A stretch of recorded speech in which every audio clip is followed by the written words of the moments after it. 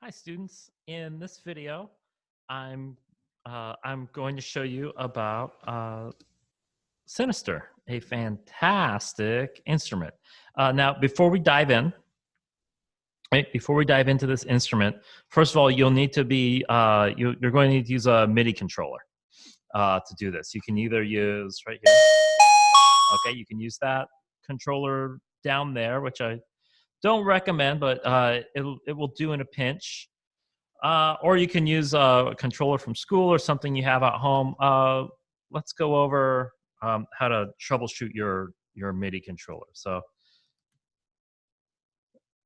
you can just go into Spotlight on an Apple computer and go into Audio MIDI setup.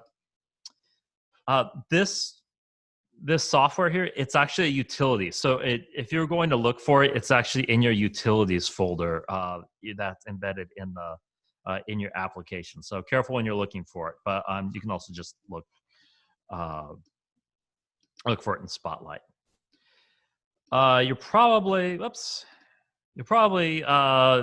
just see the audio side of your audio MIDI setup, and look, here's all of your ins and outs. There's Soundflower. You're probably very familiar with that by now. But let's go into View. Oh dear. Oh, Window. Show MIDI Studio. Oh, jeez. It was open just a second ago, right? You guys all saw that. And it's making me bored.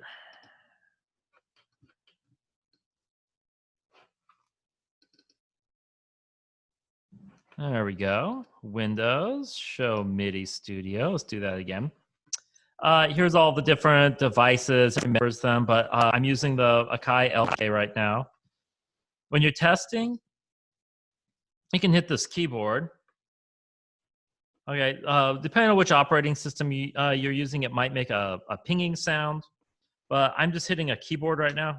I'm just hitting a key, and look, I'm getting okay, it's talking. Okay, it's testing right there. So that's a sign. And I also have LPD8. If it wants to.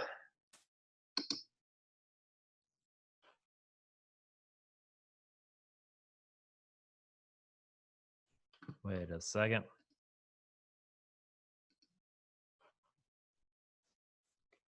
Am I still with you guys? Okay, whatever that was all about. Okay, and there's my LPD8 as well. It just tests your no on and off, not control messages. And there's a similar process for Windows computers. So that's just a review of how to test if your MIDI controller is not working. Now open up Synister. In this video, I'm working in the standalone version of Synister. Okay. There's also going to be a corresponding video about the plug-in version of Synister. You can get both. If for some reason, if like you're on Windows or something and the standalone doesn't work, go watch the VST plugin installation video, and then just open up the VST and you can treat it like a standalone. Just go ahead and do that. So watch that and come back over. Synister, I love this software. Open source, it's free, very high quality. And this models an analog synthesizer. Very few presets. In fact, don't bother with presets or anything. And it's fantastic for synthesis. This is the tool that I want you using to realize your synthesis project. Okay, this is one of your main tools for that. In addition to using a sampler where you're doing additive techniques and sampling those from Audacity, this is your software synthesizer for that project. It's a software modeler of what you can do on an analog synth. So let's dive in. This thing is fantastic. This is award-winning, open source. It's so good. Before we dive in, though, to really get this running, hit Options, Audio Settings, and let's get our MIDI devices activated. Okay, so I'm using these two MIDI controllers. You just click those, and of course, find I'm using this audio interface in this video. It's the M Audio Mobile Pre. Don't laugh. I love it. It's old and it's scrappy and it's working, but I have these other outputs as well. Sample rate right there with the CD quality. It's great. And it looks good. Before I make any sounds, okay, we have 3 oscillators. They're all activated right now. Turn these 2 off. You're just gonna make way more sound than we want. And I just learned that this is that's a volume. That's a volume knob right there. Where was it? Uh-oh. Okay, and first note. Oh no.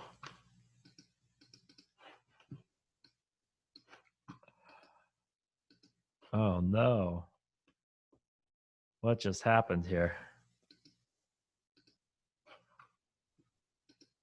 Okay.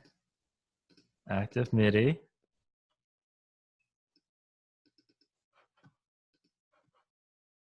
I may need to restart this.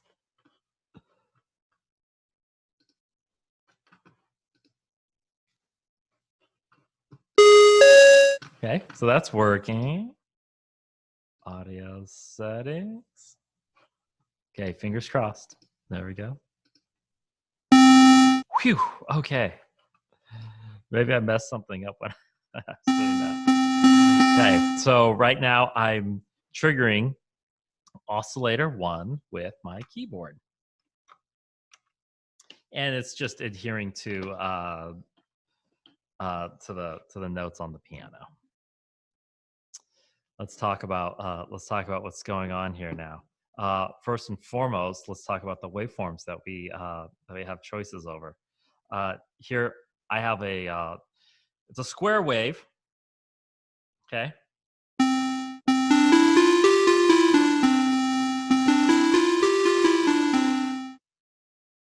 might turn the volume down a little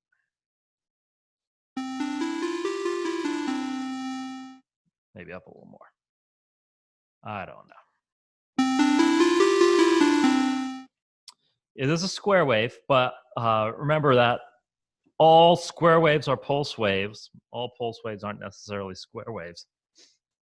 And that's because we can, look at this, we can change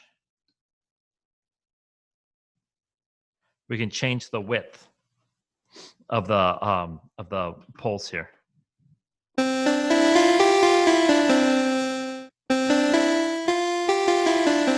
So what that means is that it's not symmetrical, right?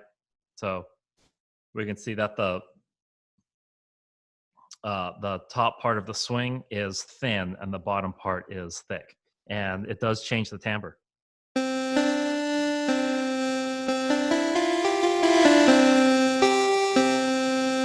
And if I hold down a note,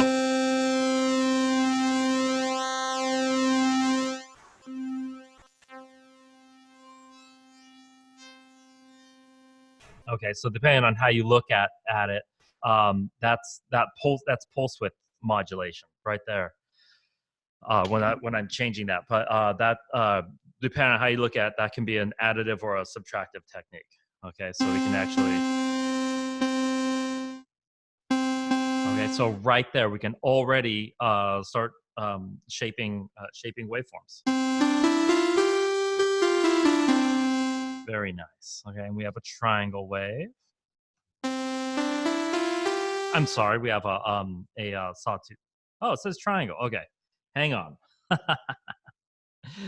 Says triangle, but we know that that's a sawtooth. I mean, we can see it, but just listen to it.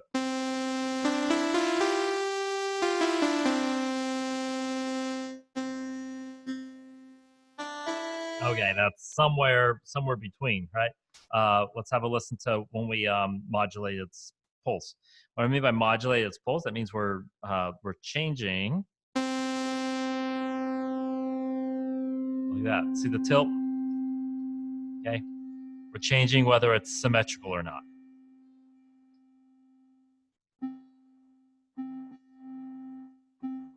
don't know if you guys can hear that now. There we go.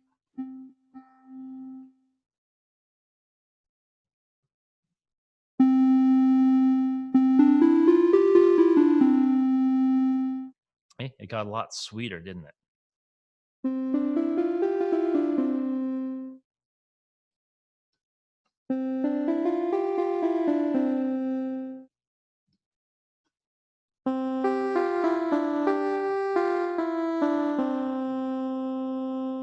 Okay, all by changing the amount of symmetry in that waveform. And then, of course, hang on to your hats here.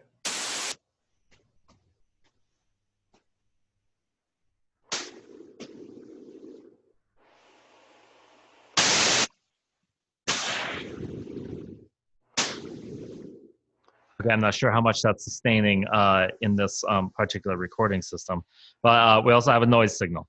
And you can see that no matter what key I press, noise is unpitched, right? I'll show you how to work with that in just a moment.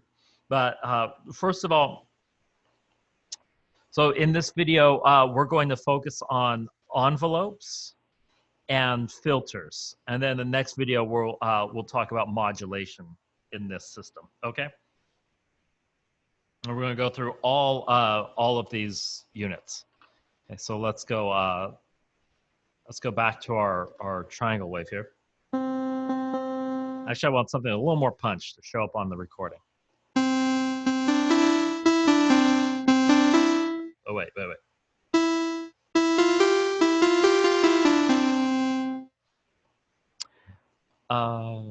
So let's start with our envelopes. Let's start out with the volume envelope. That's how you start really good synthesis. So here's our volume envelope right here. And we have all four stages of our ADSR, right? Attack, decay, sustain, release.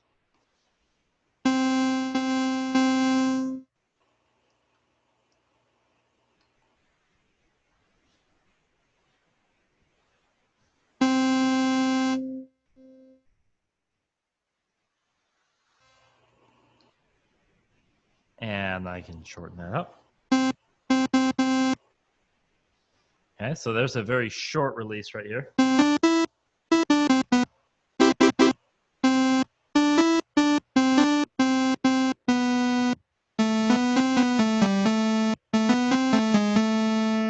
It has a very, almost like a sucking sound. And then we can increase that release here.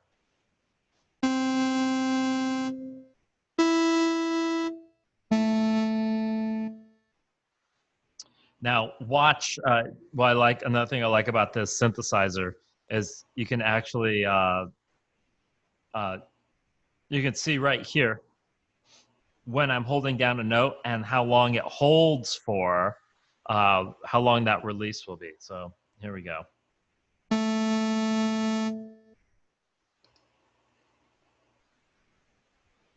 So see, it's we can get pretty long. Let's see here. We can have a release up to 5 seconds.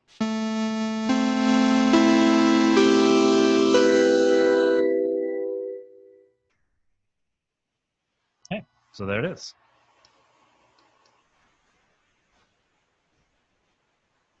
If we bring down the volume of the sustain and we change our decay, there we go.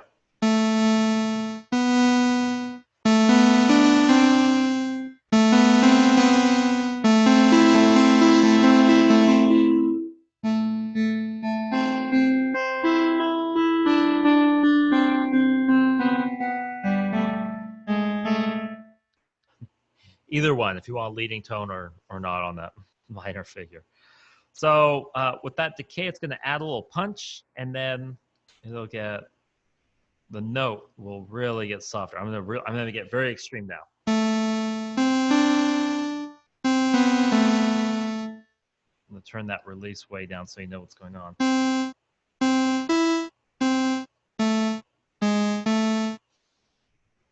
Turn that sustain back up.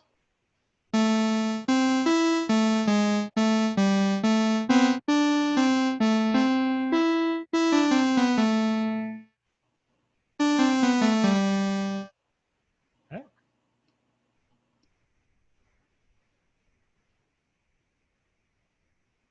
And of course, the attack, we can make notes swell.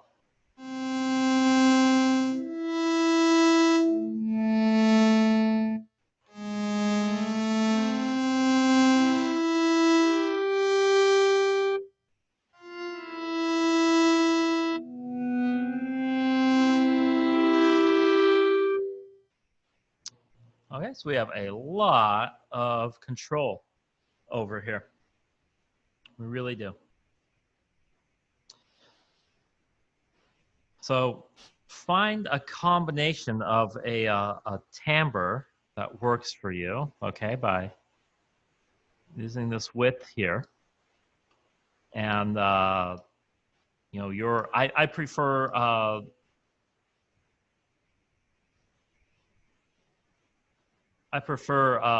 for me personally, I like sounds to be a little more punchy.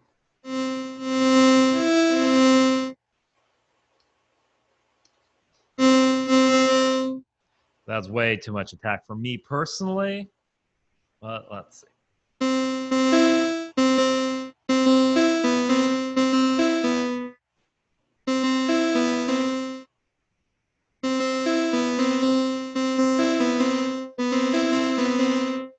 Let's see, maybe I want less release too.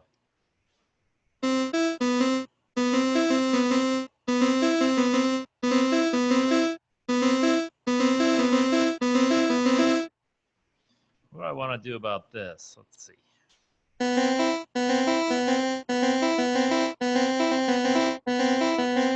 Yeah, nice and colorful, right?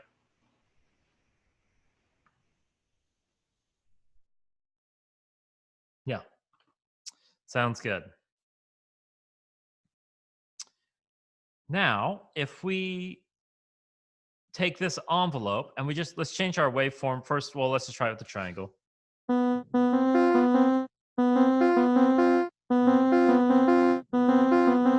Okay, that's fine. If we did it on noise,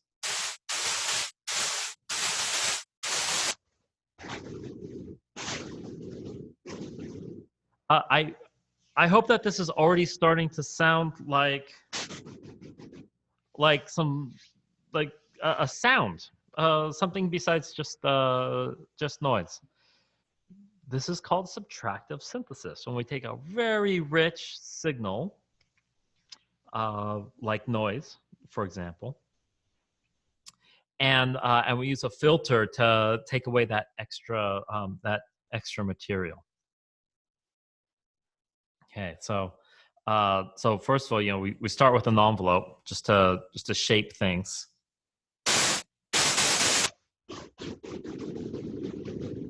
Okay, and let's see what happens when we start filtering this sound as well.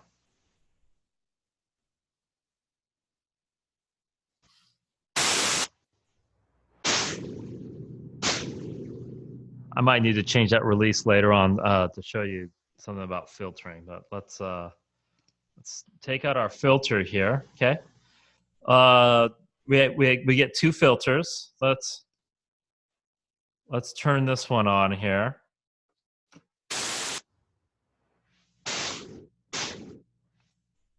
Here's our low pass.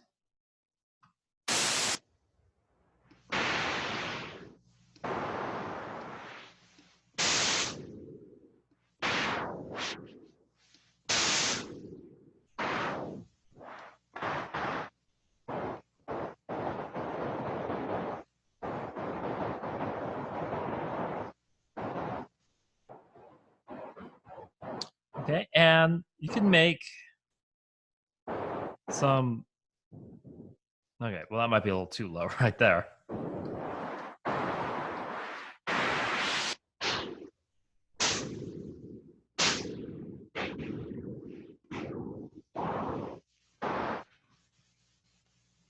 Now let's make more of a release here.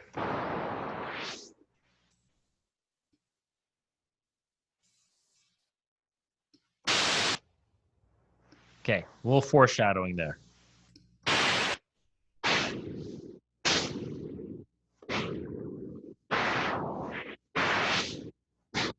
Okay, change it to high pass.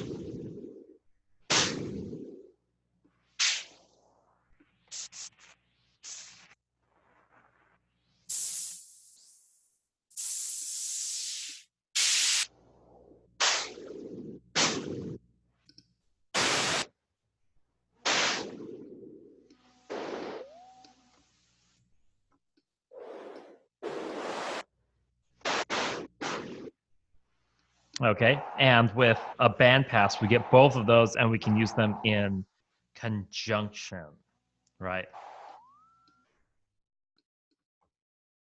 Okay, it's hard to get a notch filter out of this.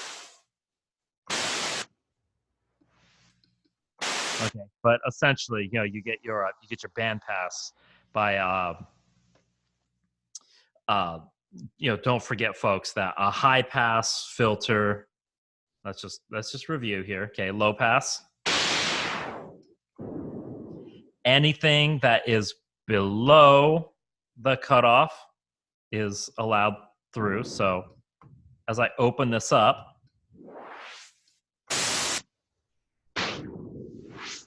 okay, we have control over what's the high sounds, and with a high pass filter, we have control over the low sounds. So we have that nice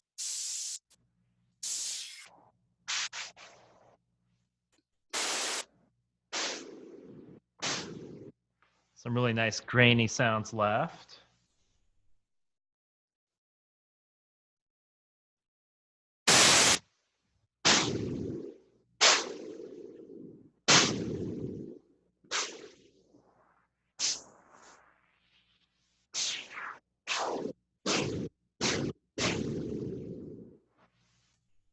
And if I do a band pass, let's see.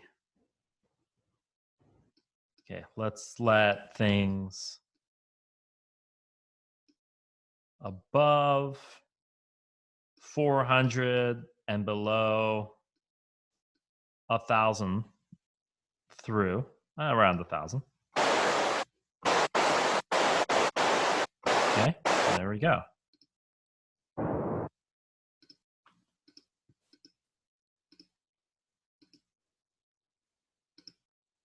Okay, now let's talk about resonance here.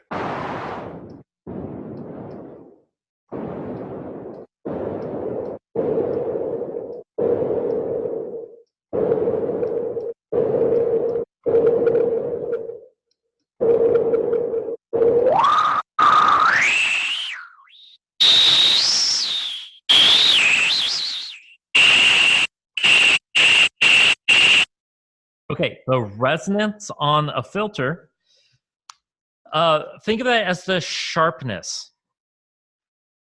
Okay, there's a width to these filters, and the resonance means that you're really narrowing how much of a band around the cutoff you're letting through. So if you really tighten this up, it starts to whistle.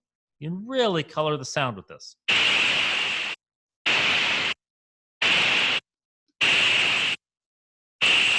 Okay, and there it goes. It's really resonating right there. Okay, high pass.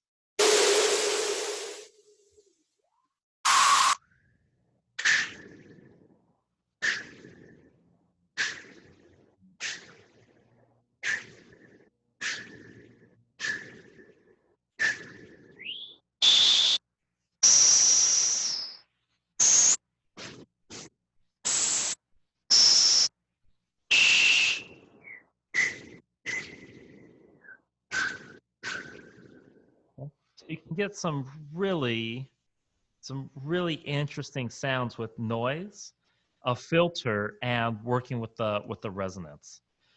Now, don't think that this is limited just to noises. Here's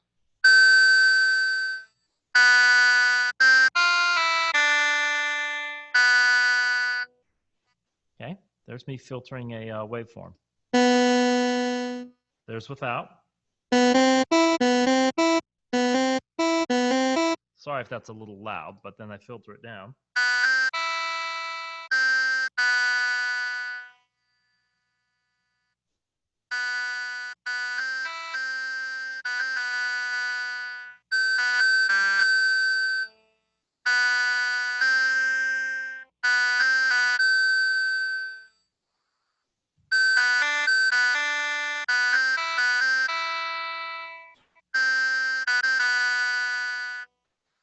Doesn't have a nice ring to it. Okay, so there's so much that you can do with filters here. All right, so just to recap here, this is the first your first video on Synister. We're using the standalone version of Synister. We're only using one oscillator. Okay, we're only using one oscillator for right now. So we turn these other two off. We can pick 3 different signal types, 2 periodic waveforms, and then noise. And we control these with a keyboard, of course. And we can control I mean, with noise, you don't get to do that. But with these waveforms, you can control the width, right? You can control the width of that pulse, which means we control how symmetrical the waveform is. And we can get a lot of color out of that by shaping our basic waveforms, how symmetrical they are from the top part of their swing to the lower part of their swing. Okay, and then we put those through a volume envelope. Very important, using a volume envelope. In fact, I would say that, you know, with just a waveform that you really like and a volume envelope, that is really the heart of the sound of your music. Okay, and then we went on over to filtering, and right here, I mean, you have so much access. I mean, you have access to some really nice filters. This resonance, very straightforward. Okay, but you know, you have low pass, high pass, and then together in conjunction, you can make a band pass filter. And with these two, we're not going to talk about ladder filters, but with the high pass and the low pass filters, you have this resonance. Okay, that's how much sound is going to get squeezed around your cutoff. And of course, there's you guys have reading materials about this, but you can squeeze that sound. You can get it to resonate and kind of whistle. You put that on a noise signal or the waveform that you're working with, you can get some very colorful, very cool sounds, right?